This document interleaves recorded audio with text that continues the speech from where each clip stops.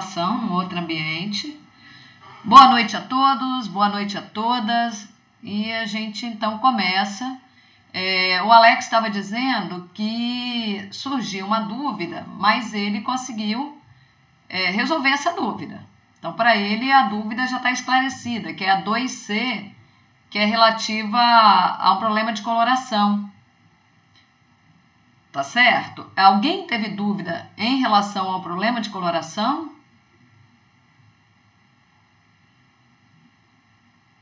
Não? Vamos ver o que vocês estão dizendo aí. Não? Então só foi o Alex, a gente estava conversando sobre isso. Então tá beleza, né? Um outro problema, uma outra dúvida que surgiu lá no grupo, eu fiz um algoritmo, mas não tenho certeza se está certo. O Bruno está respondendo isso. Então deixa eu abrir aqui no PowerPoint. Vou desligar aqui a câmera porque tentar, né, deixar mais rápido. Vamos inserir aqui um slide para falar do problema da coloração, que eu creio que vocês já saibam do que se trata.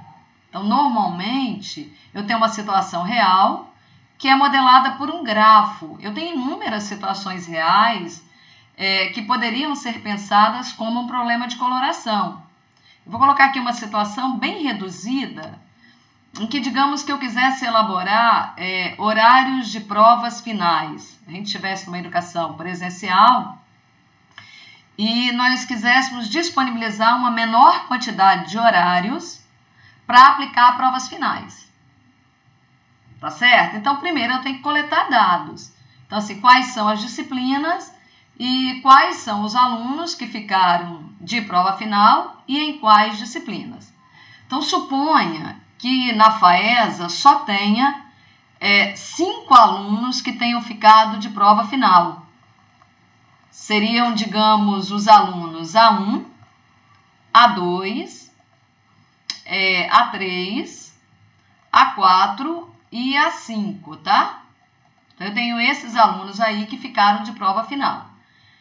Isso aqui é só para reduzir o tamanho do problema e com esse tamanho reduzido, de repente a gente consiga dar uma ideia de uma situação real em que eu vou utilizar a coloração de grafos para pensar numa resolução. Será que tem alguém pedindo para entrar? Acho que não, né? Bom, esses alunos que ficaram de prova final, em quais disciplinas eles ficaram de prova final? Então, a gente vai colocar aqui as disciplinas que cada aluno ficou de prova final. Suponha que o aluno 1 tenha ficado de prova final em teoria da computação e, sei lá, linguagens formais. Que o aluno 2 tenha ficado de prova final em matemática discreta e suponha que algoritmos 1 e que o aluno 3 tenha ficado de prova final em matemática discreta e linguagens formais. Mas quanto que faz essas duas disciplinas? E que a gente tenha também Opa, neguei. Pede de novo, por favor. Alguém pediu, eu neguei porque eu estou aqui. E que a gente tenha um aluno 4 que ficou de prova final em teoria da computação, em linguagens formais, e suponha que a gente ele esteja fazendo sociologia. Suponha que tenha essa disciplina. E a gente tem um aluno 5 que ficou de prova final em algoritmos 1 e também suponha que essa pessoa esteja fazendo também matemática discreta e também esteja fazendo sociologia. Bom, então eu tenho esses dados foram coletados, eu quero fazer um horário de provas finais. E para isso eu preciso de informações, quais alunos, quantos alunos ficaram de prova final, quais disciplinas. Então, de posse dessa tabela, eu sei, por exemplo, que de maneira nenhuma eu posso colocar a disciplina de matemática discreta, a prova final de matemática discreta, no mesmo horário que a prova de algoritmos 1. Então, quando eu olho para o aluno 2, então nessa linha da minha tabela, a gente consegue fazer a leitura facilmente de que de forma nenhuma matemática discreta e algoritmos 1 possam ficar no mesmo horário. Eu posso ter prova final no mesmo horário. Mas por que você olhou para essa linha? Só para explicar, só para dar um exemplo. Eu também sei que teoria da computação não pode ficar junto de linguagens formais. E que eu não posso ter teoria da computação junto com linguagens formais e junto com sociologia. Tá certo, gente? Mas o que isso tem a ver com grafo? Então, de posse dessa tabela, eu vou construir um grafo em que cada vértice vai ser as disciplinas que apareceram na minha tabela. Então, eu vou fazer um vértice para a teoria da computação. A gente está vendo a teoria da computação aqui.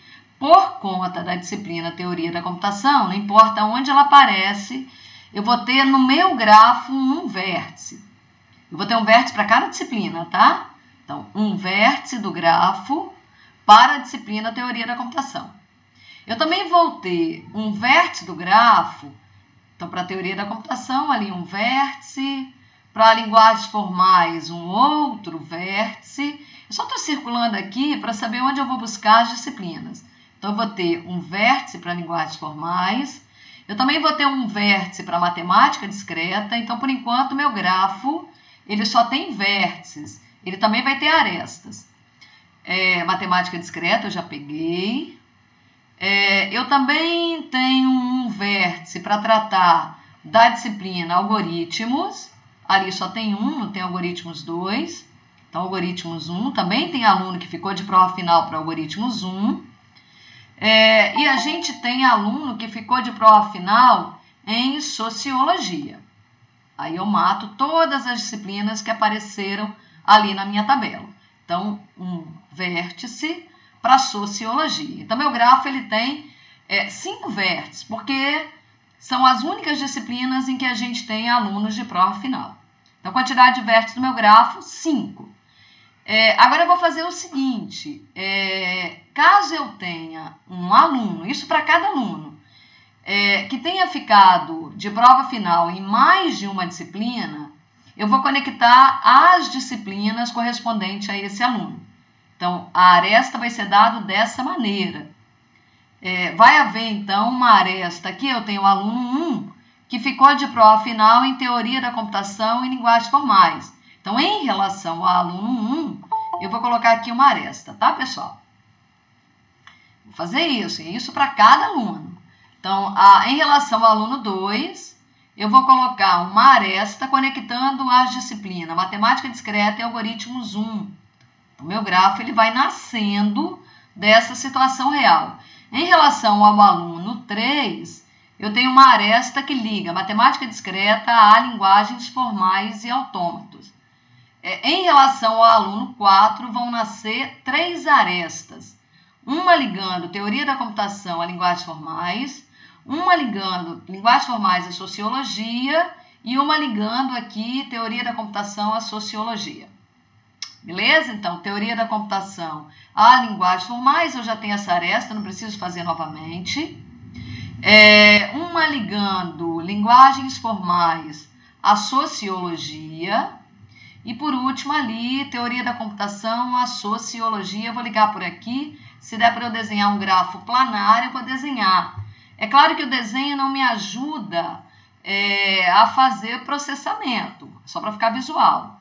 E em relação ao aluno 5 também, eu tenho ali a chance de desenhar mais 3 arestas. Então, uma aresta ligando algoritmos 1 a matemática discreta, já existe, portanto não precisa. Uma outra ligando algoritmos 1 a sociologia, né? Então, aqui, algoritmos 1 a sociologia. E a gente tem uma outra ligando matemática discreta a sociologia. Pronto, meu grafo agora representa essa situação que eu falei para vocês. Vocês viram que eu não tenho um grafo dado, eu tenho uma situação real dada. Bom, como é que eu vou tratar este grafo pensando em um problema de coloração? Então, por que eu fiz o grafo dessa maneira? Porque na minha mente eu já conhecia esse tal problema de coloração, que consiste em que, obrigatoriamente, pintar de cores diferentes vértices que são adjacentes. O que é cor para mim em relação ao problema de horários? Cores diferentes significam para mim horários diferentes de aplicação da prova. Tá ok, pessoal? Então, por exemplo, se eu vier ali e pintar, então vamos pegar ali o vértice chamado de teoria da computação. Se eu pintar o vértice chamado de teoria da computação de vermelho, eu não poderia de maneira nenhuma pintar linguagens formais de vermelho. Ora, por quê? Porque os dois vértices são adjacentes. Voltando para o nosso problema de aplicação. De forma nenhuma eu posso colocar a disciplina Teoria da Computação, a prova de Teoria da Computação, junto da prova, no mesmo horário, da prova de linguagens formais. Então, cores diferentes, horários de provas diferentes. Cores iguais significa dizer que eu posso aplicar aquelas provas. Então, por exemplo, eu pintei Teoria da Computação de vermelho e nada me impede de pintar também Matemática Discreta de vermelho.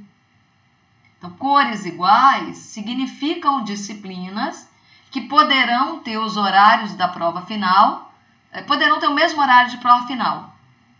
Então, se eu escolher uma segunda-feira, sei lá, na semana de prova final, às 18h45, para aplicar a prova de Teoria da Computação, no mesmo horário a gente poderia aplicar Matemática Discreta, porque não daria conflito com nenhum aluno. Nós não temos um aluno que tenha que fazer prova final dessas duas disciplinas. Então, pessoal, claro que eu poderia falar assim, vamos aplicar a prova de Teoria da Computação na segunda, a prova de Matemática Discreta na terça, a prova de Linguagens Formais na quarta. Mas para que alocar pessoas, salas, se não houver necessidade da gente fazer isso? Né? Então, no nosso caso aqui, para esse exemplo, tá, pessoal? Então, na mesma cor que eu pintei Matemática Discreta, eu poderia pintar a Teoria da Computação. E ainda poderia pintar mais ninguém, né? Então, por exemplo, em relação ao horário de Teoria da Computação, eu poderia aplicar a prova de algoritmos junto. Só que eu não posso fazer isso. Alguém está lá na sala tentando... Enfim. Eu não posso fazer isso, por exemplo, pintar aqui algoritmos 1 de vermelho, ou aplicar a prova de algoritmos 1 no mesmo horário de Teoria da Computação, desde que eu aplique a Matemática Discreta junto com Teoria da Computação. Porque eu estou permitindo aqui um monte de gente entrar, tá? Então, ok, pessoal? Entenderam isso aqui? No meu problema de coloração? Então, o que é um problema de coloração? Vértices adjacentes precisam ser pintados de cores diferentes. Dado um grafo, toda vez que eu dou um grafo, eu conheço quais são as arestas e quais são os vértices, portanto, eu sei dizer quais são os vértices adjacentes. Então, para nós aqui, eliminaríamos a possibilidade de ter algoritmos 1 pintado de vermelho. Se eu pinto Teoria da Computação de vermelho e Matemática Discreta de vermelho, eu não posso pintar mais nenhum outro vértice de vermelho. Aí preciso de uma outra cor, por exemplo, azul. Então, se eu pinto o vértice correspondente a linguagens formais de azul, significa dizer que a prova de linguagens formais vai ter que ser num horário diferente do que está lá em vermelho, que seria Matemática Discreta e Teoria da Computação. Então, estou pintando o vértice linguagens formais de azul e a prova de linguagens formais poderia ser no mesmo horário da prova de algoritmos 1. Observe que esses dois vértices são não adjacentes. E, infelizmente, eu preciso de mais um horário para aplicar a prova de sociologia. O fato de haver um triângulo aqui no meu grafo, tá vendo? De haver uma clique de tamanho 3, me obriga a ter 3 horários, pelo menos 3 horários, para aplicar a minha prova, ou pelo menos 3 cores para o meu grafo, tá? Meu problema de coloração, eu acabo necessitando nesse grafo, tá, pessoal? de 3 cores. Então, a prova de sociologia precisa de de um outro horário para ser aplicado. Ah, eu quero aplicar a prova de sociologia junto... Não dá para aplicar junto com ninguém. Estão vendo ali? Sociologia acabou sendo um problema, ou pode ser aplicado. Sociologia não pode ser aplicado com teoria da computação. Sociologia não pode ser aplicado junto com linguagens formais. Sociologia está ligada a todo mundo. O grau de sociologia, o grau desse vértice é 4. Está ligado a todos os outros vértices. É adjacente a todos os outros vértices. Sociologia tem uma cor exclusiva para ela. Ficou brilhando aí. Então, esse é o problema de coloração agora numa situação real. Em relação àquela questão que está na lista de exercício, a gente não casou com uma situação real. Então, o que eu tenho? Alex, o que eu tenho? Eu tenho um grafo. Onde esse grafo está armazenado? Então, a gente tem um grafo. Grafo para nós, pessoal, ele é um... o que é um grafo para a gente? Ele é um conjunto de vértices e um conjunto de arestas. Esse conjunto de arestas tem que estar bem determinado. Às vezes a gente fala assim, tem que ter uma função para expressar, porque não basta eu dar o nome da aresta. Eu tenho o meu conjunto de vértices, tenho os vértices A, B, C e D. Às vezes esse cara aqui, ao invés de ser chamado de A, muitas vezes, esse cara, ao invés de ser chamado de A, conjunto das arestas, é chamado de E, do inglês, então, se eu, na hora de falar do meu conjunto de arestas, só dou nome, aresta 1, aresta 2, aresta 3, aresta 4, aresta 5, as minhas arestas não estão bem determinadas, elas só têm nomes, elas só têm um rótulo. Então, muitas vezes, quando a gente vai falar na teoria dos grafos, além do conjunto de vértices e do conjunto de arestas, eu preciso determinar a aresta. A aresta liga quem a quem, Então, essa aresta, quais são os extremos dela? Então, muitas vezes a gente fala assim, qual é a F da aresta? Então, muitas vezes a aresta é determinada em função dos seus vértices. Eu venho aqui, a aresta é 1, ela tem A e B como extremos. Ela conecta os vértices A e B. Isso quando eu trabalho com grafo não direcionado. Então, eu tenho que fazer essa diferença também. Em um problema de coloração, meu grafo é não direcionado. Então, as situações reais em que eu modelo pensando na solução de problemas de coloração, o grafo que modela a situação real é um grafo não direcionado. Mas eu gosto de apresentar o grafo sem fazer referência a isso daqui. Eu gosto de apresentar o grafo pelo desenho. Claro que o desenho, quando a gente faz o desenho das arestas, no desenho eu vejo de quem, quais são os extremos da minha aresta. Os extremos de uma aresta definem a aresta. A aresta que liga os vértices A a D.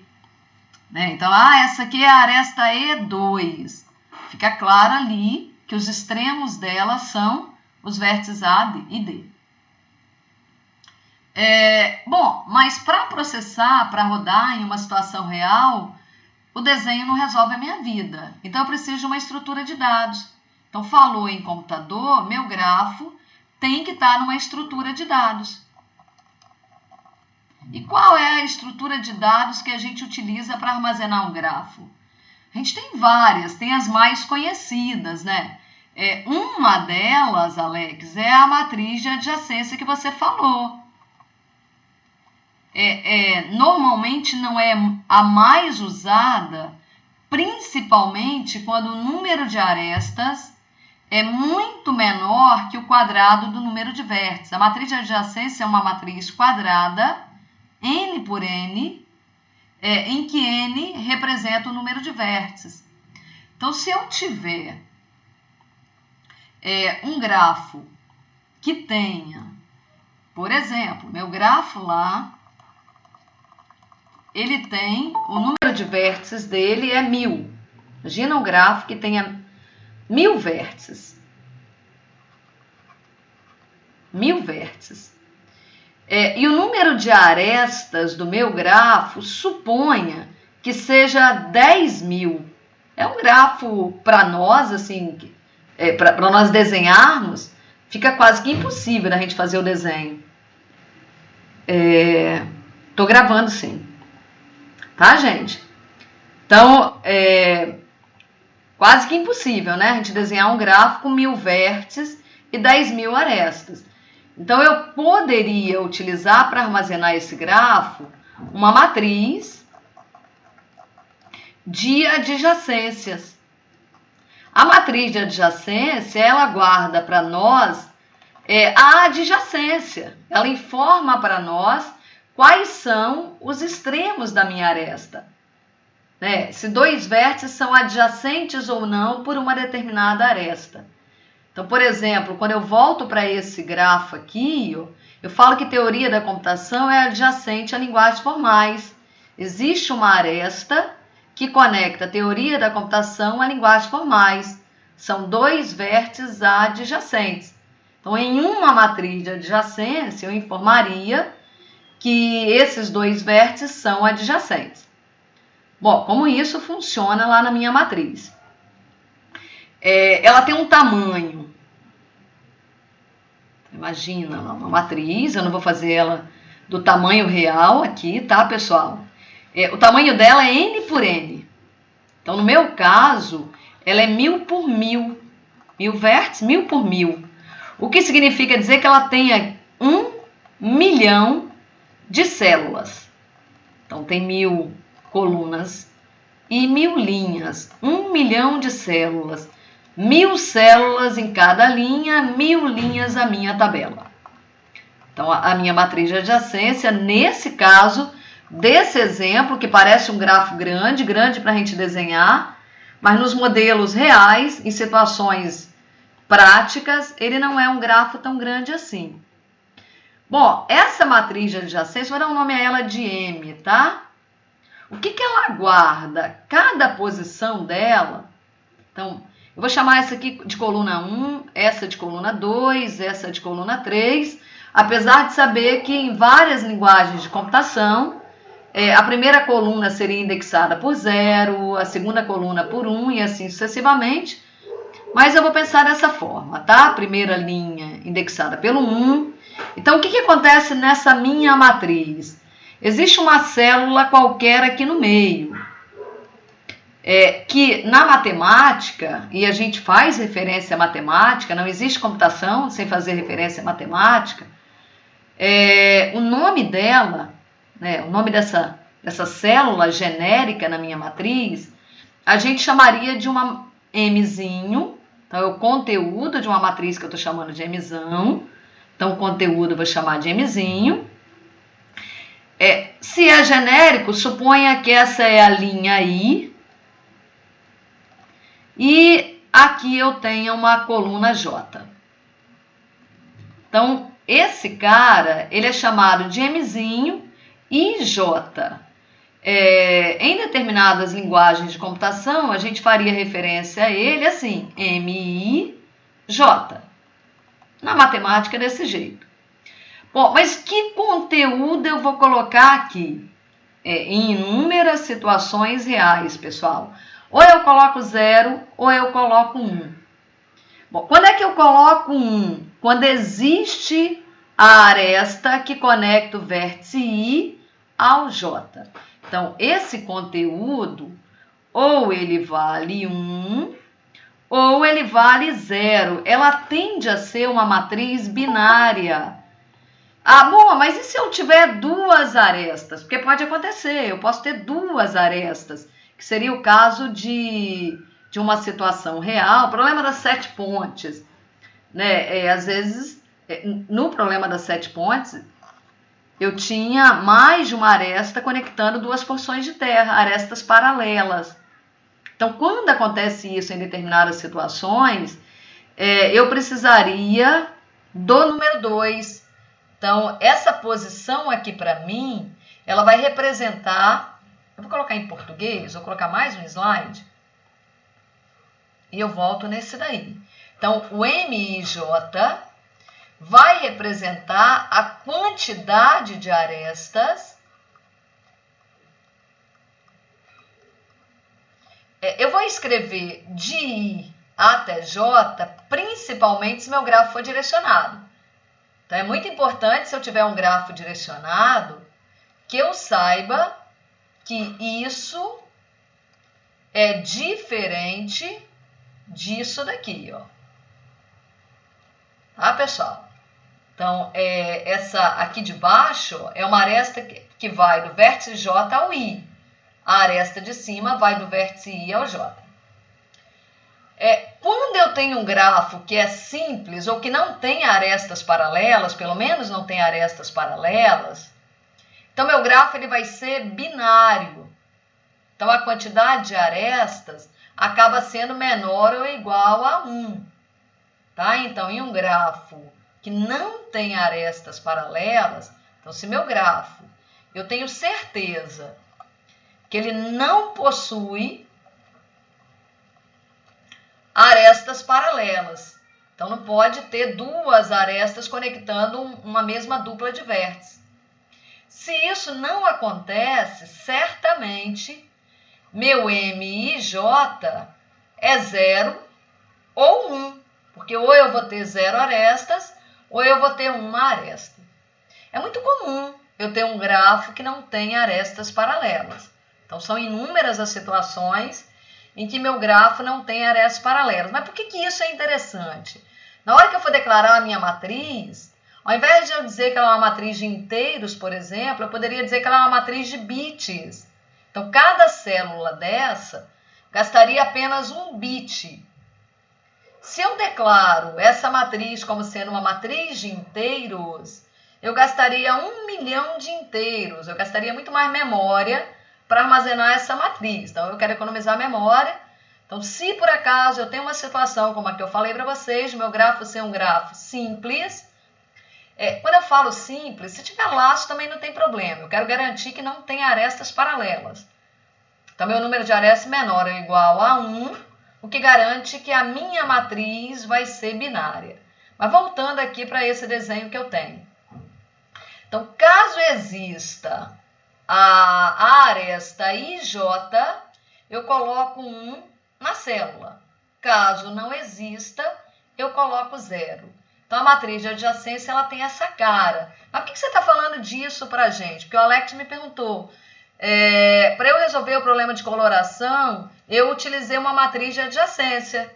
Sim, meu grafo ele tem que ser dado por uma estrutura de dados, que não necessariamente é a matriz de adjacência. Mas a matriz de adjacência tem essa cara que a gente está colocando aí. Aí eu falei para vocês, putz, mas essa matriz, ela é legal o tempo todo? Aí vamos voltar aqui para ela, tá? Vou voltar aqui para o meu grafo que tem 1000 vértices e 10.000 arestas. 10.000 arestas com 1000 vértices. Ao declarar a minha matriz, eu, de certa forma, acabei fazendo o quê, pessoal? Pedindo para o computador reservar 1 milhão de células, seja bits ou inteiros, 1 milhão de células. Só que no fundo, na maioria delas, para esse meu exemplo, eu vou colocar 0. Eu vou representar a não existência da aresta. Então, eu declarei uma matriz com 1 milhão de células e se meu grafo for não direcionado, eu vou gastar o dobro do que está aqui, 20.000 células. Então, de 1 milhão que eu declarei, eu vou gastar só 20.000, é um desperdício imenso, né? Então, a matriz de adjacência ficaria, digamos, não é recomendada numa situação como essa. Eu vou colocar aqui um exemplo, tá? Não dá para eu pegar meu vértice, foi o que eu falei para vocês. Não dá para eu desenhar. Mas se eu pegar 5 vértices e pegar, por exemplo, só 3 arestas, vamos pegar 3 não, vamos pegar 4. Ó, 4 arestas, um grafo aí desconexo. Então, a minha matriz de adjacência, pessoal, ela vai ser uma matriz 5 por 5. É muito legal quando a gente pensa na matriz de adjacência para nos ajudar. O computador não precisa disso. O computador, a gente que entra com os dados, né? Então, no meu caso, que eu rotulei meus vértices com A, B, C, D, E, eu vou imaginar que a primeira linha é a linha do vértice A, a segunda do B, C, D e E.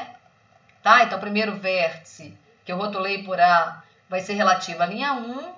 Segundo vértice que eu rotulei por B, relativo à linha 2. E assim sucessivamente. Deixa eu apagar isso aqui, ficou pequeno. Para o meu distanciamento ali. Fazer um pouquinho maior.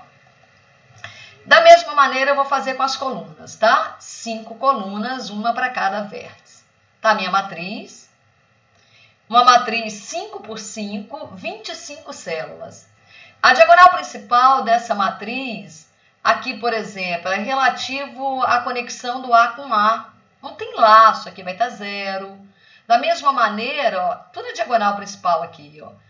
Não tem um laço no vértice B, aqui vai estar 0. Do C com C também não tem laço. Na minha matriz vai estar 0. Então, a diagonal principal toda 0. Vocês já viram ali. Um desperdício de memória, mas está ali, eu declarei, ou estou armazenando meu grafo numa matriz de adjacência. Opa, existe a aresta AB.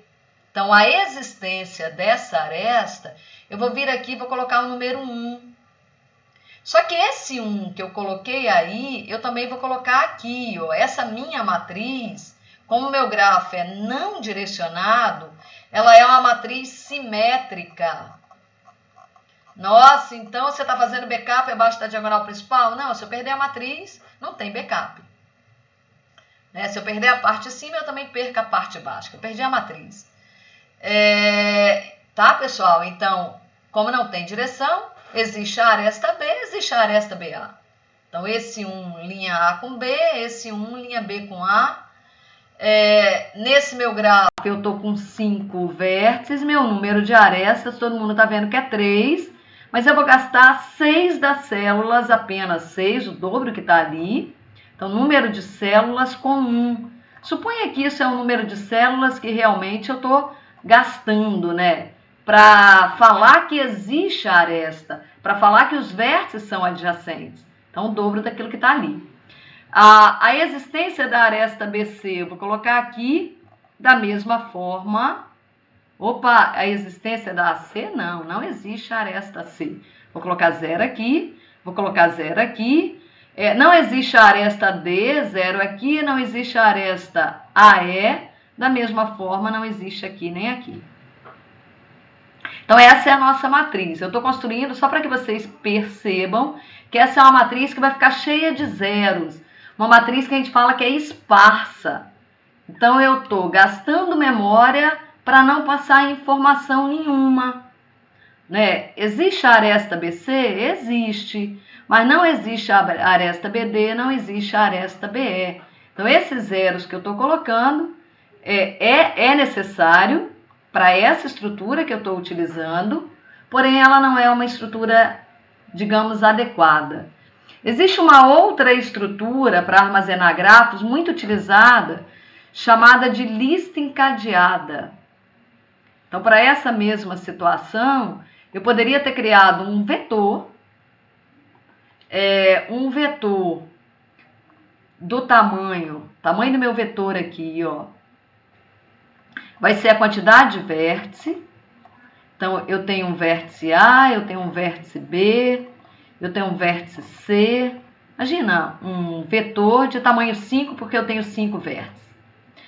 Então, uma das posições do vetor vai trazer a lista dos adjacentes ao A. Então, pendurada aqui nessa primeira posição, eu vou ter a lista de quem? De todos os vértices dos adjacentes. Então, por exemplo, quais são os adjacentes ao B? Adjacentes ao B, eu tenho o vértice A e também o C. Então, aqui pendurado no B, eu vou colocar uma lista encadeada, né? Lista vocês aprenderam na disciplina Estruturas de Dados, em que eu vou pendurar todo mundo que é adjacente ao vértice B. Quais são os vértices A e eu tenho C. Tá ok? Então, uma caixinha para falar do A, aqui um campo para ter um ponteiro, depois eu aloco memória para uma outra caixinha, que vai falar do outro adjacente. Então, a lista do vértice B, como o B tem 2 vértices adjacentes, é uma lista que tem 2 elementos. Já a lista do A só tem um elemento. A lista do C, então aqui na lista do C, eu vou pendurar apenas um elemento. É uma lista que só tem um elemento. Essa é uma estrutura muito utilizada para representar grafos, tá, gente? Enfim, eu tenho uma estrutura de dados utilizada para representar meu grafo. Ah, por que você está falando de grafo? Porque no problema de coloração, o dado de entrada é um grafo. Vocês deverão escolher qual estrutura de dados representa ou armazena o grafo de vocês. Tá certo, gente? Então, suponha que seja essa estrutura aqui, como o Alex falou para mim. Legal, tá lá minha matriz de adjacência que representa meu grafo. A matriz de adjacência não é a solução, ela é um dado de entrada. Aí alguém me dá uma solução para o problema. Então, alguém chega lá para mim e me diz assim, pessoal, vamos lá. Solução para quem? Para o problema de coloração.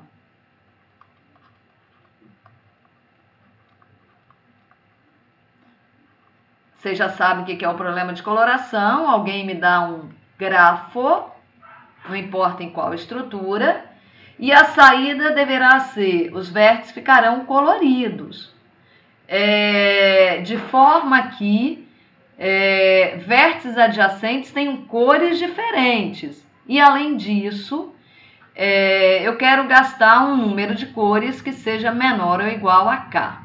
Então, suponha que alguém tenha me dado uma solução.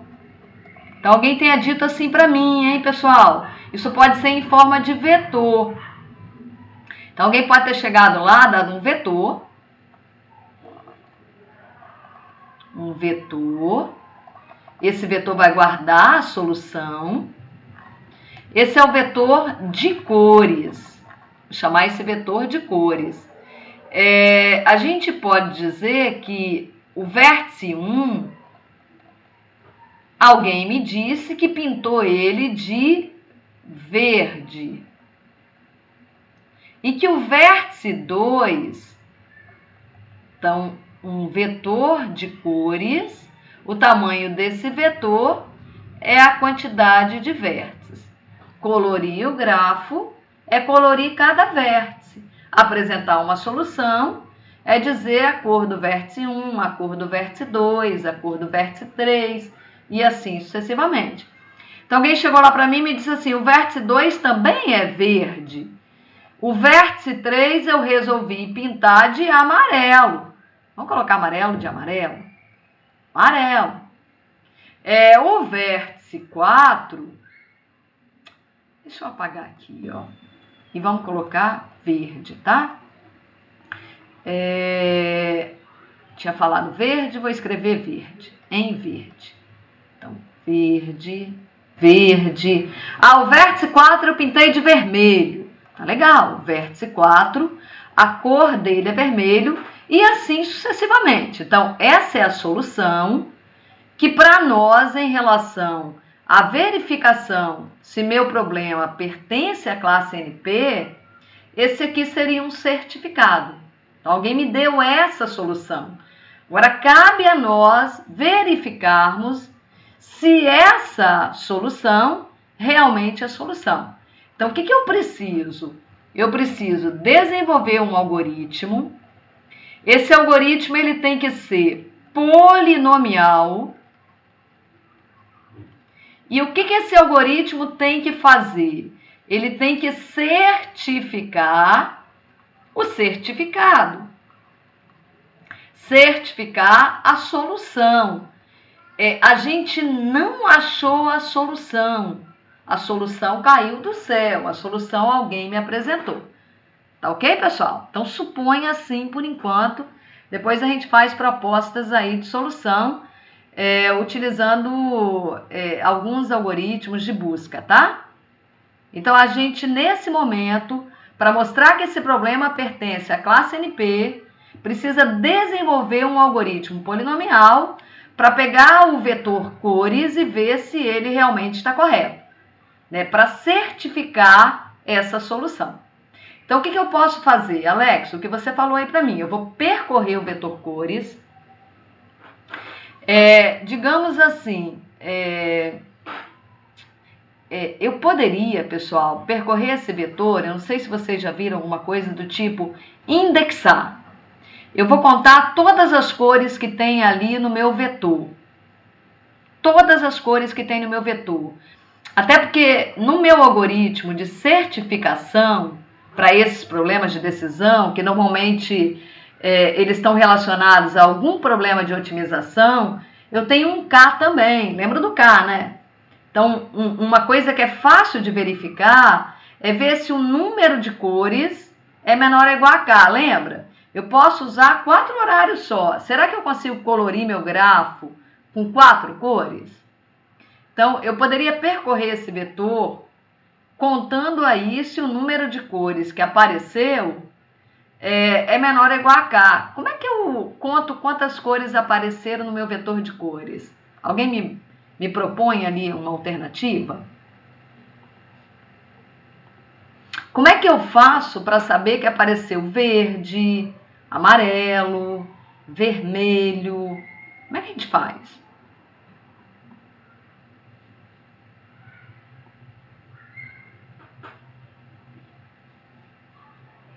Você pode criar um outro vetor e colocar um contador dentro em cada posição. Exatamente. Vocês estão vendo ali o Alex sugerindo? Então, a gente poderia criar um vetor com as cores que vão aparecendo.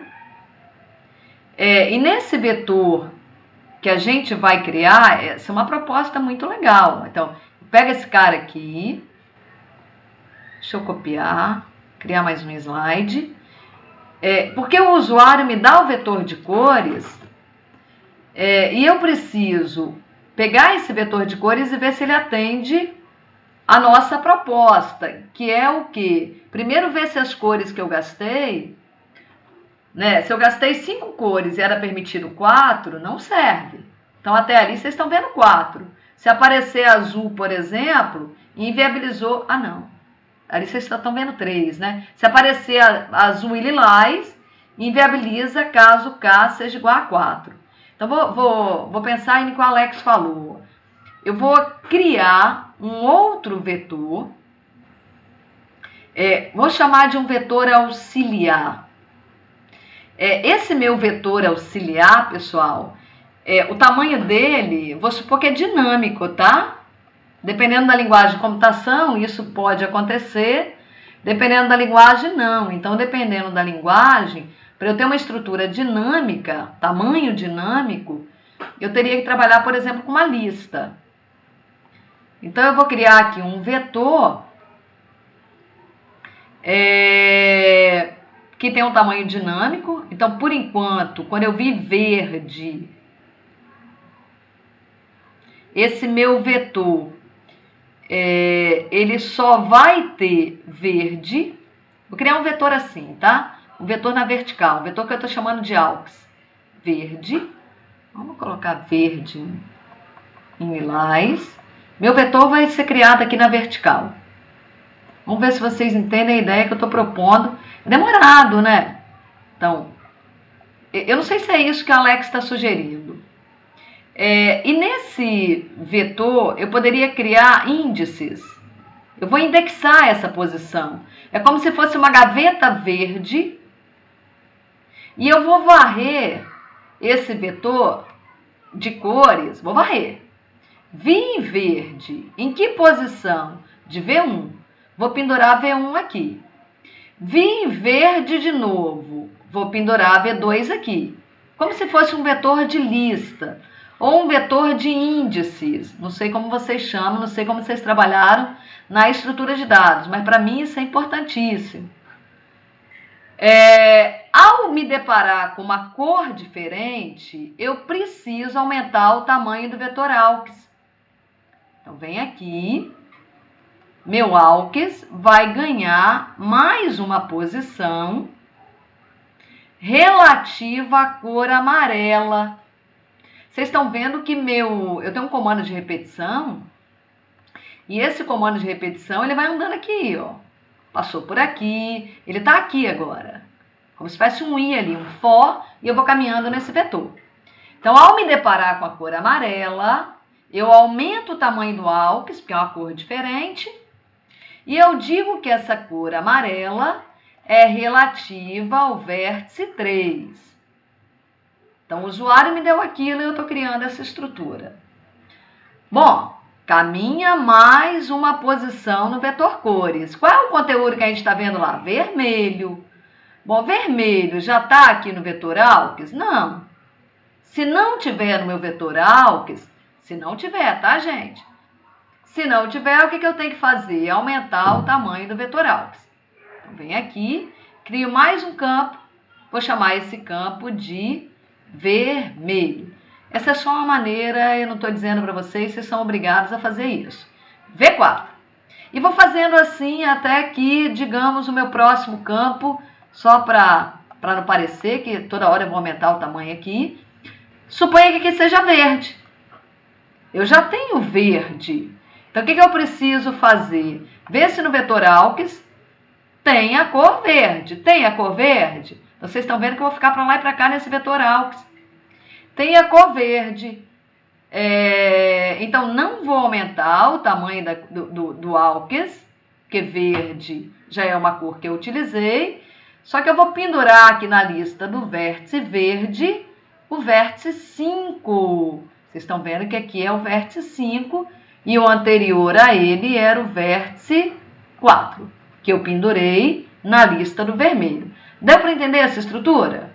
A maneira como eu estou migrando do vetor solução para uma estrutura que talvez me ajude no desenvolvimento do meu algoritmo. Então, nem sempre a estrutura que eu tenho, que está armazenando os dados do meu problema, é a melhor estrutura para o desenvolvimento do meu algoritmo. Às vezes eu preciso fazer um algoritmo para mudar a cara da minha estrutura, aí eu, de posse da estrutura nova, desenvolvo a solução sobre aquela estrutura nova, para facilitar a minha vida na resolução do meu problema. Então, suponha agora, pessoal, que eu tenha a minha solução guardada aí no vetor álquis. Bom, primeira coisa que eu vou fazer, então vou pegar o meu vetor álquis, acabou o vetor álquis, tá? Terminamos esse processamento. Então, o que a gente vai fazer? Preciso contar quantas cores eu gastei. Vocês poderiam ter contado a partir do vetor solução, tá? Então, eu imaginando que a estrutura álquis foi construída, eu vou ver o tamanho do vetor álquis. Então, se o tamanho, é fácil ver o tamanho desse vetor. Se o tamanho de álquis for menor ou igual a K, significa dizer que eu gastei menos cores que eu tinha disponíveis para gastar. Então, tá ótimo. Então, ótimo, né, pessoal? Ótimo, mas não significa dizer que a solução serve, tá? Eu venci uma das etapas da minha solução, que é qual? Gastar menos cores que eu tinha lá para gastar. Ah, pintei tudo de verde. Ora, se eu pintar tudo de verde, talvez eu não vá respeitar a condição de vértices adjacentes não podem ter cores iguais. Então, não posso sair pintando da forma que eu quiser, tá? Eu tenho que respeitar a condição. Vértices adjacentes precisam ter cores diferentes. Então, por enquanto, eu só respeitei ali. Ótimo não no sentido de otimidade, né? De resolver o problema de otimização. Vou até tirar essa palavra ótimo, né? Então, em relação ao número de cores, tá legal. Então, vou colocar só assim, legal. Olha lá. Estou fugindo da palavra ótimo. Legal por enquanto. Bom, o que a gente precisa fazer agora? Se eu tenho a estrutura AUX pronta, o que eu posso fazer? Alguém quer me perguntar alguma coisa até aqui? Alguém levantou a mão? Pode perguntar. Quem quer perguntar? Professora. Oi? Eu acho que eu fiz errado, né? Porque eu usei a matriz lá, só que eu busquei a solução. Então, Alex, não é necessário. Eu achei que era só para achar, para certificar o K. Porque o meu K era o meu certificado, tá menor que K, beleza, serve. Então vamos embora. Tipo, eu não sabia que eu precisava ter o vetor de cores para poder comparar com a solução, entendeu? Tipo, eu executei um algoritmo que procurava, deu menos que K, deu um valor menor que K, é um vetor válido. Uhum. Retorna true, retorna que é um vetor válido. Então, deu um número menor que cores só. Entendi.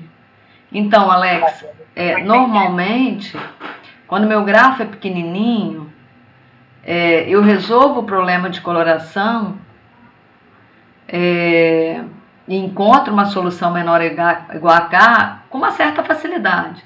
Quando o nosso grafo é grande, aí o nosso algoritmo ele não vai rodar. Sim, por isso que eu usei até como exemplo pequeno, porque eu sabia que ele está eternamente rodando, se eu vou fazer uma coisa grande. Mas entende aqui, pessoal, que o nosso problema é mais fácil que o que a Alex está falando. É só pegar o vetor de cores e certificar. Agora, eu preciso imaginar como eu manipulo esse vetor de cores. Alguém já fez uma coloração para mim. Mais que isso, alguém fez uma coloração que serve, tá, pessoal? Mas se eu já sei que serve, para que eu estou verificando? Porque, na verdade, essa é a condição necessária para eu garantir que o problema está na classe NP. Ok? Conseguem entender isso? Então, vocês viram que a gente poderia caminhar nesse vetor, não é necessário fazer o vetor AUX. Eu poderia caminhar no vetor aqui, vai para trás, para frente do vetor, vai não sei quantas vezes, conta quantos verdes tem, conta quantos amarelos tem. Só que se eu fizer isso, percorrendo esse vetor inúmeras vezes, percorre o vetor inteiro. Onde você encontrar verde, você contabiliza. Verde, verde, verde, verde. Onde você encontrar amarelo, então pode ser que eu fique para trás e para frente nesse vetor um número muito grande de vezes, para trás e para frente. Então essa proposta que a gente está adotando aqui, de pegar o vetor que representa uma coloração e a partir dele construir essa estrutura, é para facilitar a nossa vida na contagem das cores, quantas cores eu usei, quantas cores você usou. Eu não precisei ficar para lá e para cá no vetor de cores. Claro que eu vou ficar para lá e para cá no vetor AUX, mas eu espero que esse vetor AUX seja muito menor que o vetor de cores. O vetor de cores tem N cores. Se eu tiver 1 milhão de vértices, e na sua grande maioria não são adjacentes 2 a 2, só se o grafo for completo, o que não acontece na prática, dificilmente acontece na prática. A gente normalmente tem um grafo que se eu representasse por uma matriz de adjacência, ela seria muito esparsa, né? Então a maioria dos grafos dos vértices não são 2 a 2 adjacentes, tá?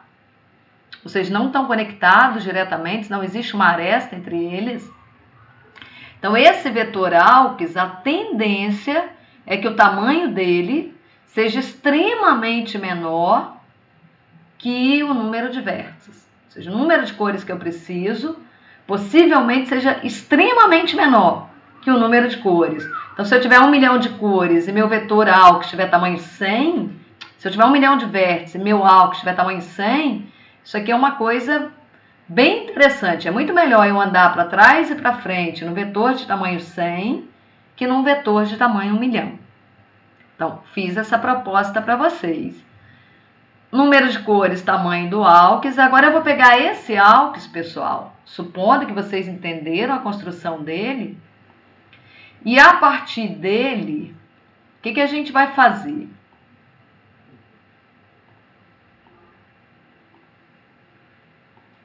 Eu preciso ir para outra etapa do meu algoritmo de certificação, que é qual? Verificar se a coloração serve. Se eu não pintei de uma mesma cor, vértices que são adjacentes. Então, vamos lá. Se eu venho aqui na lista do verde, eu vou andar na lista aqui do verde, tá? Então, se eu venho na lista do verde, Alex me sugeriu a matriz de adjacência para representar meu grafo. Então, eu tenho lá a matriz de adjacência, meu grafo armazenado nela. Isso é um dado de entrada, não tem a ver com a solução. A solução está aqui, pessoal, ó. Aqui está a solução e aqui está a entrada, tá? Então, eu quero ver se a solução atende a minha entrada. Primeira coisa que foi rápida de fazer foi isso daqui, passar pela essa condicional. Meu algoritmo continua aqui dentro, tá? Se eu não passei por essa condicional, eu não faço o slide seguinte.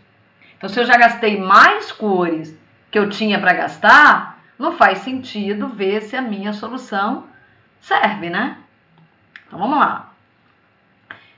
Agora, o que a gente vai fazer? Lá na nossa matriz de adjacência, supondo que é ela que eu tenha, o que a gente vai fazer? Toda essa lista que vocês estão vendo aqui, pintada de verde, significa dizer vértices que foram pintados de uma mesma cor. E se eu usei a mesma cor para pintar, eles lá no meu grafo não podem ser adjacentes. Então, como é que eu vou ver isso? Aqui na minha matriz, eu vou vir nessa célula. Se tiver o número 1, o que esse 1 registra para mim? Que o vértice V1 e V2 são adjacentes, que, portanto, eu não poderia ter os dois verdes. Então, eu vou lá na matriz M, linha 1, coluna 2, e eu espero não encontrar o número 1. Então, o que eu espero encontrar aqui? Eu espero encontrar 0. Da mesma maneira, o V1 e V5 dizem para mim, a solução diz para mim, que foram pintados de verde. Mas eu posso pintar V1 e V5 da mesma cor? Posso, desde que V1 e V5 não sejam adjacentes. Então, vou vir nessa célula aqui e vou olhar o conteúdo. Então, vou caminhar, fixando o vértice 1, vou olhar esse cara, vou olhar esse cara. Essa lista deve ser relativamente pequena, poucos vértices foram pintados de verde, mas suponha que eu tenha lá um determinado tamanho. Então, V1 com todo mundo que está na mesma lista, depois V2 com todo mundo. Então, da mesma maneira que eu olhei essas duas células, pessoal, do V1 com V2 e do V1 com V5, eu olho a célula V2 com V5. Então, eu olho esse conteúdo aqui. Novamente, o que eu espero encontrar? Eu espero encontrar um 0 ali. Ora, por quê? Porque está dito que na minha coloração foram pintados de uma mesma cor e eu só pinto de uma mesma cor vértices que não são adjacentes, que não existe aresta entre eles. Beleza? Na lista amarela só tem o vértice 3, então não há incompatibilidade nenhuma, pelo menos nessa lista que vocês estão vendo ali. Claro que eu teria que construir a solução álquis da mesma, né? Eu teria que dar continuidade, talvez tenha mais alguma coisa aqui, tá? Então, novamente, se aqui tivesse, suponha, tá, pessoal? Então, se aqui tivesse, ali na lista da amarela, o próximo vértice aqui fosse o vértice V7. Então, o que eu teria que fazer em relação à cor amarela? Na linha do vértice 3, eu vou ver na linha aqui do vértice 3 e coluna do V7, então vai ter o V7 aqui, eu vou ver o conteúdo. Novamente, espero encontrar 0. Se eu encontrar 1, essa camarada não é solução. Então, a ideia é pegar isso. Vamos supor, pessoal, que a nossa solução esteja dada dessa forma. Nessa estrutura, existe um vetor cores, posso até chamar de vetor cores, um vetor de cores, verde, amarelo, vermelho, lilás, preto, branco, e pendurado em cada cor, os vértices que eu colori daquela cor. Se vocês viram lista indexada, vocês sabem que, não sei, a Renata deve ter falado para vocês, cada cor dessa é como se fosse uma gaveta. E eu colocaria na gaveta verde os vértices que eu pintei de verde. Na gaveta amarela, os vértices que eu pintei de amarelo. Deu para entender a ideia? Eu falo com vocês dessa forma porque eu imagino, pessoal, que vocês estão entendendo, tá? O que é uma estrutura de dados, o que é uma lista indexada, o que é uma matriz, como caminhar numa matriz. Então, não estou construindo o algoritmo com vocês. O que eu quero é ter ideias com vocês. Que vocês imaginem, tenham algumas ideias diferentes daquilo que talvez a gente tivesse acostumado. Como é que caminha numa matriz? Para I variando de 1 até N, para J variando de 1 até N, se A e J for igual a... É mais que isso. É pensar que toda vez que eu vou desenvolver um algoritmo para resolver um problema, eu tenho que pensar, além da corretude dele, na eficiência dele. E que a eficiência dele não é só daquele momento que eu penso em implementar. Começa desde a estrutura que eu utilizei para armazenar meus dados. Se a estrutura não é boa, pode ser que meu código seja ruim por conta de ter que processar aquela estrutura que é ruim. Ok? Querem me perguntar alguma coisa ainda sobre o problema de coloração?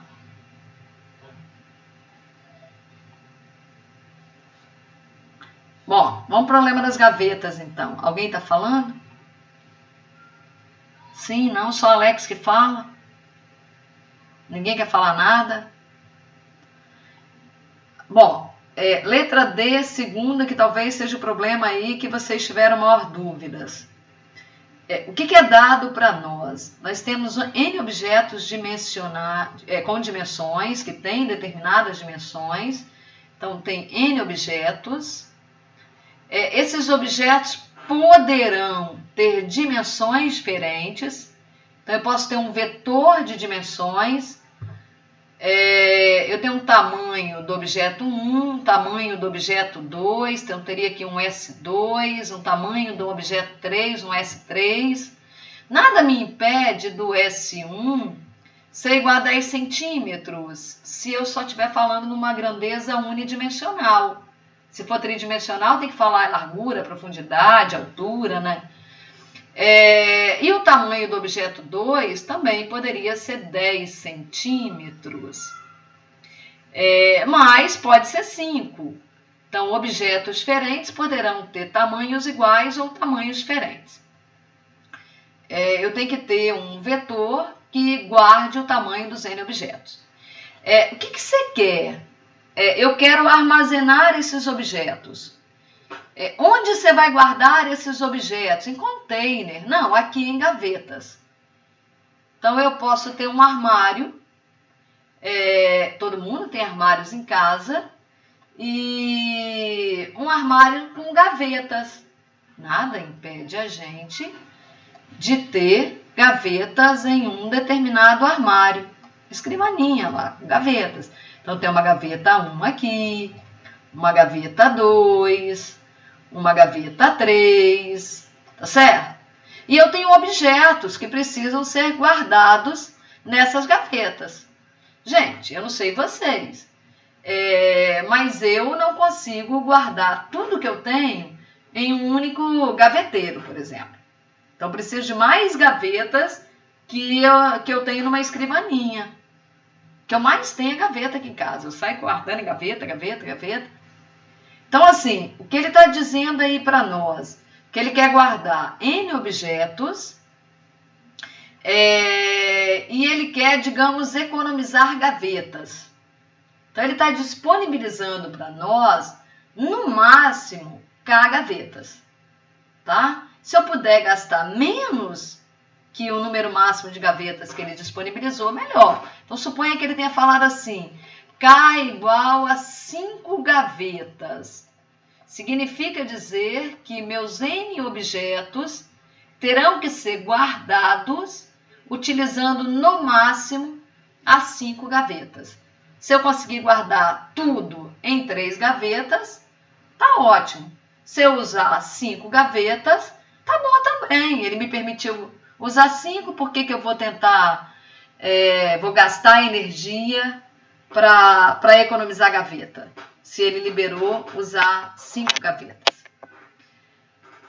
Bom, da mesma maneira que no meu problema de coloração, eu aqui vou ter uma solução dada. Então, alguém me dá uma solução. Então, alguém chega lá para mim e me diz assim, na gaveta 1, eu guardei os objetos tais. Na gaveta 2, eu guardei os objetos tais. Uma solução para esse problema. Qual é o problema? Dado uma lista de objetos com os seus tamanhos e dado uma quantidade máxima de gaveta que você tem para guardar, tem para gastar. Guarde os objetos nessas gavetas de forma que os objetos caibam na gaveta. Não pode deixar a gaveta aberta. Ninguém vai deixar o objeto pendurado, tá? Às vezes a gente faz isso. Tenta guardar uma coisa lá, não cabe, a gaveta fica saindo, né? A gente não pode fazer isso. Ou cabe ou não cabe na gaveta. Então, suponha que eu tenho uma solução para esse problema. Alguém me deu uma solução. Caiu do céu. Então, entenda esse cair do céu como alguém usou uma busca local e obteve uma solução. A gente precisa verificar se essa busca local que foi utilizada realmente gerou uma solução válida, viável. Então, vamos lá. Tenho eu uma solução e, a princípio, eu preciso construir um algoritmo que vai fazer o quê? Que vai validar, que vai certificar a solução, suponha assim, dada, caída do céu, mas um dado de entrada não é exatamente a solução, tá? O dado é os objetos mais o K. E num outro momento, que não é exatamente o usuário não é Deus, Deus me apresentou a solução. O que a gente vai fazer? Desenvolver o algoritmo para validar a solução. Não é resolver o problema, é validar a solução. Então, imagina a minha solução em forma de tabela, em forma de vetor. Então, suponha que alguém me disse assim, ó, gavetas, um vetor, gavetas. Gaveta 1, gaveta 2, um vetor, gavetas. Gaveta 3, gaveta 10. Suponha que eu tenha usado 10 gavetas, um vetor de tamanho 10. Cada célula nesse meu vetor, cada elemento no meu vetor, significa para nós uma gaveta que foi utilizada, tá? Ok, pessoal? Então, esse vetor das gavetas que eu usei, o tamanho dele, vocês estão vendo como é que eu estou pensando na cara da solução? Então, o tamanho do meu vetor, o tamanho do vetor gavetas precisa ser menor ou igual a K. Se o tamanho do vetor gavetas for menor ou igual a K, significa dizer que eu gastei no máximo a quantidade de gavetas que foi liberada para mim. Vou escrever a mesma string aqui, legal, para eu dar continuidade na verificação da minha solução. Então, o que você precisa fazer agora? Eu preciso ver se eu guardei todos os objetos. Ok, pessoal? E também preciso ver se realmente os objetos cabem nas gavetas. Então, suponha que aqui esteja pendurado, então nessa célula do vetor gaveta, eu posso pendurar um vetor ou uma lista, né? Eu não sei como vocês preferem trabalhar essa estrutura que eu vou colocar aqui ao lado. Então, pendurado ali no vetor gaveta 1, no vértice que eu chamei de G1, então esse vértice que eu chamei de G1, que eu vou colocar aqui ao lado, significa os objetos, então vou até colocar aqui em cima, ó, os objetos que estão dentro de G1, da gaveta 1. Então, objeto 1, objeto 5, objeto 7, objeto 23 e objeto 45.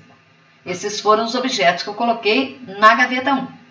Supunha que na gaveta 2 eu armazenei os objetos, só coube na gaveta 2 o objeto 37, ok? O único objeto que está na gaveta 2 é o objeto 37. Deu para entender, pessoal? A ideia aí do vetor gavetas, um vetor de vetor ou um vetor de lista, depende se essa estrutura é uma lista ou se é um vetor.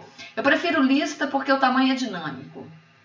Se a minha linguagem permitir vetor com tamanho dinâmico, está ótimo. Acho que muitos que vocês usam atualmente permite, o C não. Tá, pessoal? Ok? Ok, até aqui? Então, imagina essa solução na forma que está ali em cima. O que eu preciso fazer, pessoal? Caminhar no vetor lilás, no vetor amarelo, no vetor verde. Vamos colocar um vetor verde aqui, ó. O que esse vetor verde informa para nós? Todos os objetos que estão dentro da gaveta 3. Ok? Legal. Então, o vetor gavetas, formado dessa forma que vocês estão vendo aqui, trazem para nós os objetos alocados, os objetos guardados. Então, uma coisa que eu tenho que verificar. Será que um objeto está em duas gavetas ao mesmo tempo? Isso não pode acontecer. Eu não posso guardar o objeto 3 na gaveta 3 e guardar o objeto 3 na gaveta 10. Né?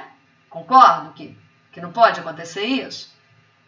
Então, o que eu poderia fazer a partir da leitura dessa estrutura que representa a solução? Eu vou criar um vetor auxiliar para o meu algoritmo, hein, pessoal? Esse meu vetor auxiliar, vou colocar ele aqui em uma outra cor, ó. Esse meu vetor auxiliar, vou chamar de vetor AUX, tá? Vetor AUX. Não tem a ver com a solução, e sim com eu tentando verificar se a solução serve. Vamos lá. Esse vetor AUX vai ter um tamanho que é a quantidade de objetos. A primeira posição fala do objeto 1, a segunda do objeto 2, a terceira do objeto 3 e assim sucessivamente até chegar ao objeto N. Então, sou eu criando para o meu algoritmo, esse que nós estamos desenvolvendo. Esse vetor, a princípio, eu vou inicializar com 0.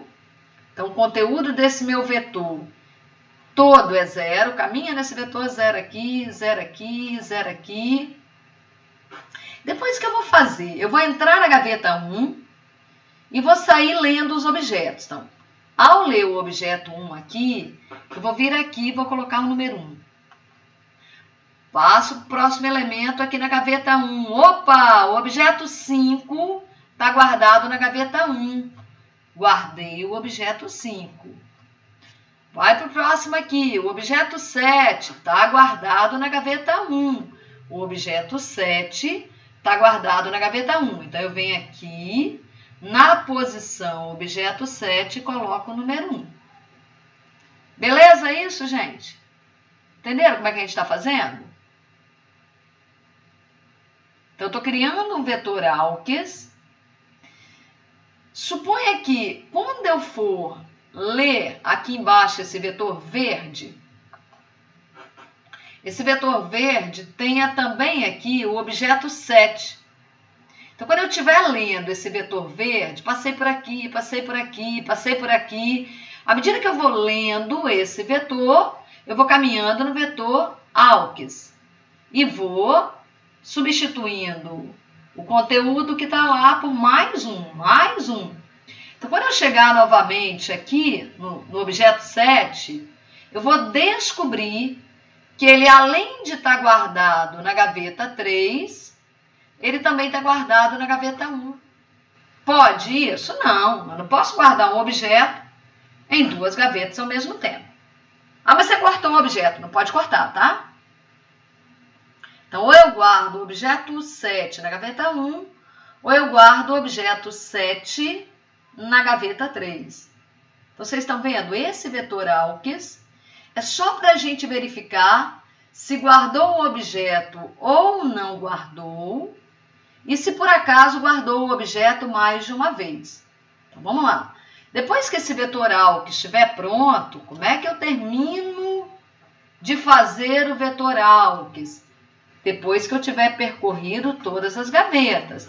Depois que eu tiver aberto a gaveta 1, a gaveta 2, a gaveta 3. E como é que a gente abre uma gaveta? Não posso vir aqui, ó.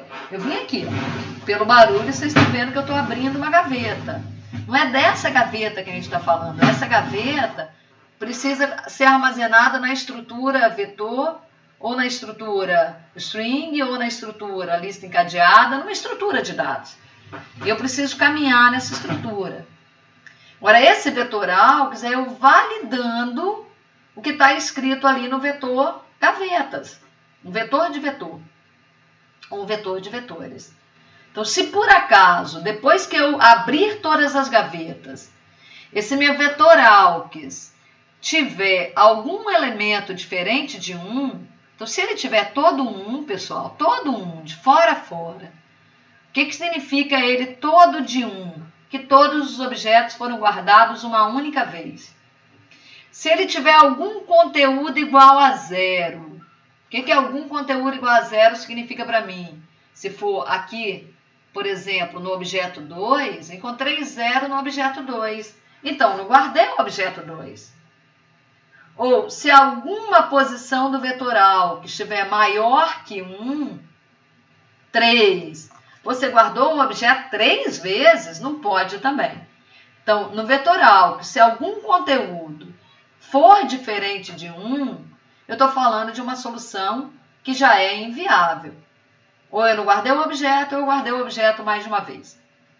Além disso, uma outra coisa que é importante para nós, dentro de cada gaveta, eu tenho que somar as dimensões do objeto. Então, por exemplo, vindo aqui na gaveta 1, isso eu posso fazer enquanto eu estiver abrindo a gaveta 1, tá? Então, enquanto eu estava abrindo a gaveta 1, eu já poderia estar vendo se os objetos que estão aqui nesse vetor lilás realmente cabem na gaveta 1. Então, eu venho aqui e faço S de 1 mais S de 5 mais S de 7. Então, à medida que eu vou caminhando no vetor, eu vou somando o tamanho do objeto que está ali. Mais S de 23 e mais S de 45. Terminei de caminhar no vetor dos objetos da gaveta 1, eu verifico se essa soma é menor ou igual ao que cabe na gaveta 1. Porque a gaveta 1 tem uma dimensão, não tem? Então, no problema das gavetas, eu preciso verificar se os objetos que foram alocados para a gaveta realmente cabem na gaveta. Então, é como se fosse o problema da mochila inúmeras vezes. Eu só não tenho aqui que ter um valor dentro de cada gaveta. Então, o que eu quero? Minimizar o número de gavetas. Eu não posso tafuiar, né? Encher uma gaveta a ponto de ninguém conseguir abrir, ou quando eu abrir, danificar o objeto. Então, os objetos que eu armazenar têm que caber na gaveta, né? naquela dimensão correspondente à gaveta 1. Deu para entender a ideia do meu algoritmo? Sim. Sim? Eu achei, porque o que me confundiu foi um pouco a dimensão, porque eu achei que você tinha que levar em consideração a altura, largura e comprimento. Mas o jeito que você deu aí, você só passa um S1 e um S2, tipo, é 30, é 20, é 40. Aham. Mas fica bem mais fácil. Aham. Então, problemas reais, Alex, normalmente eles levam em consideração, além dessas 3 grandezas que você está falando, né, as dimensões do produto, a gente precisa pensar na massa, né, entre aspas, peso daquele produto, a gente precisa pensar no tipo de produto, que às vezes o produto é muito pesado, mas ele, de certa forma, apesar de ser pesado, ele é frágil. Então não poderia colocar um peso muito grande sobre ele. Outra coisa que em determinadas situações reais a gente precisa levar em consideração é a composição química dos produtos. Então muitas vezes a gente não pode colocar numa mesma gaveta, no mesmo container, no mesmo recipiente, produtos de determinados tipos, né, quimicamente, digamos que poderiam ter ali algum tipo de reação, a gente acaba levando em consideração que não poderia armazenar no mesmo espaço. Então, sei lá, a gente não vai colocar produto químico de limpeza na nossa casa, não deveríamos fazer isso. Um produto de limpeza com comida, né? Enfim, ou lixo com algo que eu estou manipulando, né? Estou cortando alguma comida, alguma coisa que eu estou processando, e ao mesmo tempo tem uma lixeira ao meu lado, com coisa que já está ali há alguns dias, então não é interessante. Então, num mesmo espaço, claro que, dependendo do meu problema real, a quantidade de variáveis que eu tenho que considerar para colocar objetos, alocar em container, em gaveta, em mochila, a quantidade de dimensões é muito mais que 3, que estaria relativo só mesmo à largura, profundidade e altura, né? Aqui a gente está minimizando mais ainda, está pensando em apenas uma grandeza, uma dimensão. É como se eu estivesse tratando unilateralmente, unidimensional. Né? Depois a gente vai para um universo bidimensional, para um universo tridimensional. Quando a álgebra linear me diz Rn ou n-dimensional, é porque o mundo não é só tridimensional. Tem outras grandezas além de largura, profundidade e altura, né? Isso pensando em paralelepípedo para armazenar um determinado objeto. Mas os objetos normalmente não são caixinhas, né? Nos outros slides, pessoal, eu trago aqui um problema que é clássico, Bin Packing, que é muito relacionado aí ao problema anterior, só que a gente tem nessa situação, então como se fosse assim, um recorte daquele anterior. O que a gente tem aqui? Pacotes, todos eles com tamanho 1, e os nossos objetos têm dimensões no máximo igual a 1. Então, o tamanho do nosso objeto, tá vendo? O SI aqui, varia de 0 a 1.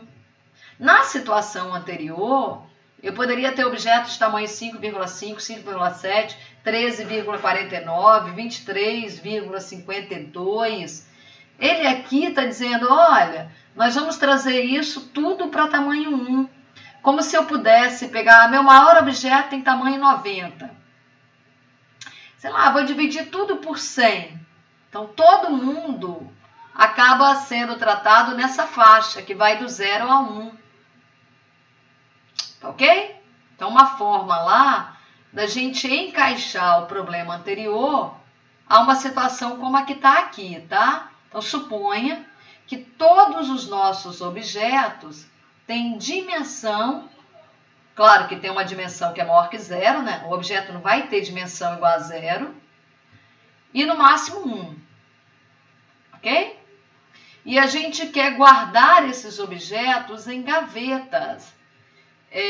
Os slides que eu tenho aqui trazem uma proposta de solução para eu alocar a lista de objetos em gavetas. Então, eu pego uma gaveta, depois eu pego outra gaveta. Então, eu não tenho um número máximo de gavetas.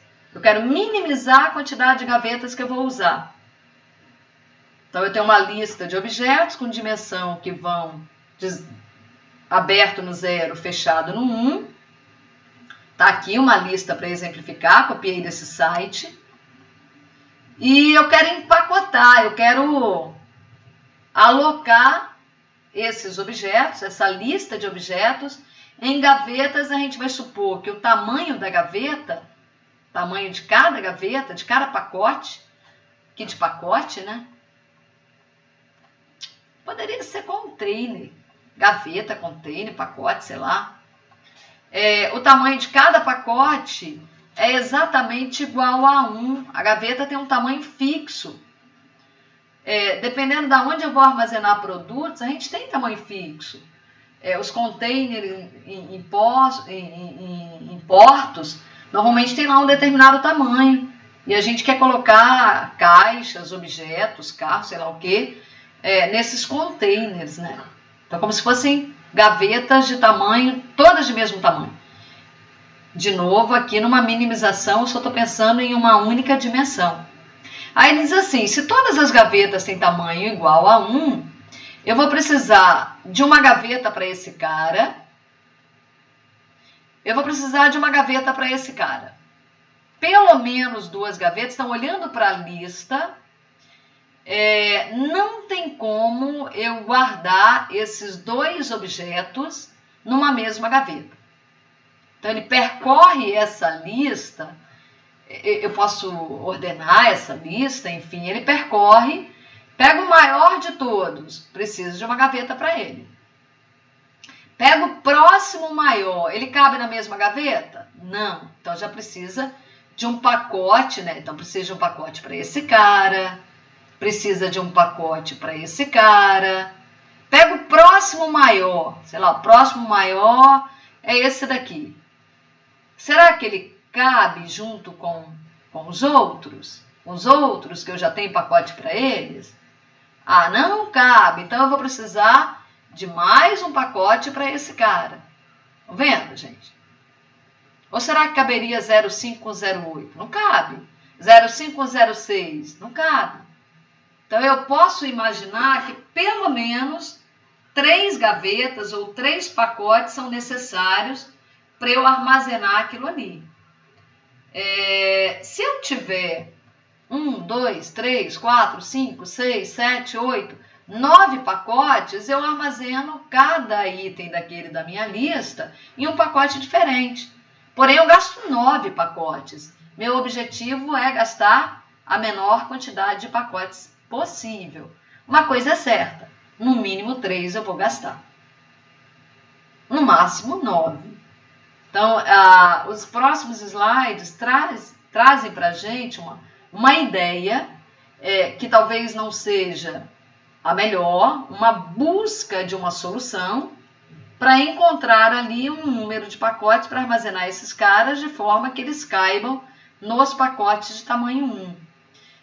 A proposta apresentada nesses slides, e aí eu faço referência, eu copio alguns, não me levam a uma solução ótima, mas me levam a uma solução que nós chamaríamos de uma solução meio que gulosa, uma solução local ali. Eu não preciso gastar muita energia ou muito tempo computacional para conseguir uma proposta de solução. Depois eu preciso pegar essa proposta e dar uma melhorada nela. Uma coisa muito comum quando eu uso heurística. Eu começo com uma solução, conseguida, por exemplo, aqui, por um algoritmo como esse. Aí, quando eu rodo a minha heurística, na maioria das vezes, é para tentar melhorar uma solução que já foi obtida por um algoritmo que em algumas situações usa um método guloso. Tá, pessoal? E a gente vai terminar por hoje. Se vocês quiserem me perguntar alguma coisa, sintam-se à vontade. Querem me perguntar, gente? Não. Cristiano, não. Alguém quer me perguntar alguma coisa?